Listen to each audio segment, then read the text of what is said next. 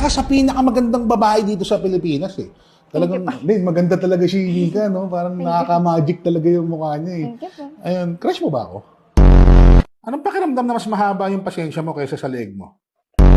Kapag salita ka daw ng dialekto ng insekto. Oo.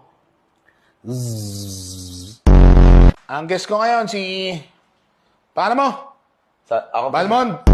Ikaw ay isa sa mga most influential artist dito sa Pinas. If ever na magkakaroon ka ng bagong movie, pwede ba kitang maka-bed scene? Kumingi ka bago magamit ka rin ng side mirror. Vampira ka doon, nasabi mo, di ba? Kasi para kang si Edward Cullen doon eh. Vampira ka doon eh. Pwede pagat sa leg. Wala ka leg. Gusto ko lang tanong, sana wag kang magalit. Tanga ka ba? Seryoso ka? Hindi, tanong ko lang, tanga ka ba? Baka tanga ka. Hindi. So hindi ka tanga. Hindi. Baka tanga-tanga ka, gano'n.